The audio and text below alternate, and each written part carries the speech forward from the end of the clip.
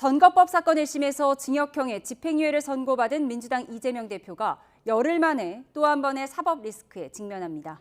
내일 위증교사 사건에 대한 1심 선고가 내려질 예정인데요. 자세한 내용 취재기자 연결해 알아보겠습니다. 김다영 기자, 지금 법원 분위기는 어떻습니까? 네, 오늘은 휴일인 만큼 법원은 조용한 분위기입니다. 다만 법원은 내일 이 대표의 위증교사 사건 1심 선고를 대비해 하루 전부터 보안을 강화했는데요.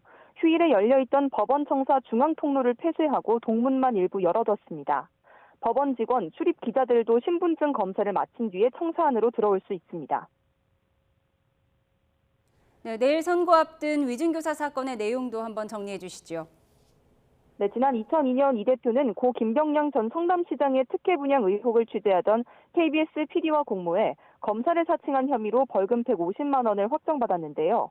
이에 대해 지난 2018년 5월 경기도지사 후보 TV토론에서 누명을 썼다고 발언해 허위사실 공표 혐의로 재판에 넘겨졌습니다.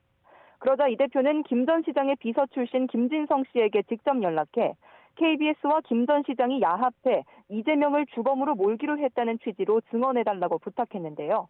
검찰은 기억이 잘 나지 않는다는 김 씨에게 이 대표가 주입하듯 위증을 요구했다고 보고 있습니다. 이 대표는 무죄를 다투고 있는데요. 이번 사건의 법적 쟁점은 어떻게 됩니까? 먼저 이 대표가 김 씨에게 위증을 교사한 게 맞는지가 쟁점이 될 수밖에 없습니다. 검찰은 이 대표가 김 씨에게 변론유지서를 보내주는 등 위증을 종용했다고 보고 있는데, 반면 이 대표 측은 기억나는 대로, 있는 대로라는 표현을 수차례 썼다며 어떻게 위증교사냐고 반박하고 있습니다. 또 법원은 위증이 재판 결과에 영향을 미친 경우 더 무겁게 처벌하는 만큼 김 씨의 증언이 이 대표 재판에 실제 영향을 줬는지도 주요 쟁점입니다. 네, 이미 이 대표는 지난 15일 공직선거법 위반 혐의로 유죄를 선고받았는데요. 이번 위증교사 1심 결과에 따라 이 대표의 사법 리스크의 무게도 달라질 것 같습니다. 선고 결과에 따른 파장 정리해 주시죠. 네, 앞서 검찰은 위증교사 혐의를 받는 이재명 대표에게 징역 3년을 구형했는데요.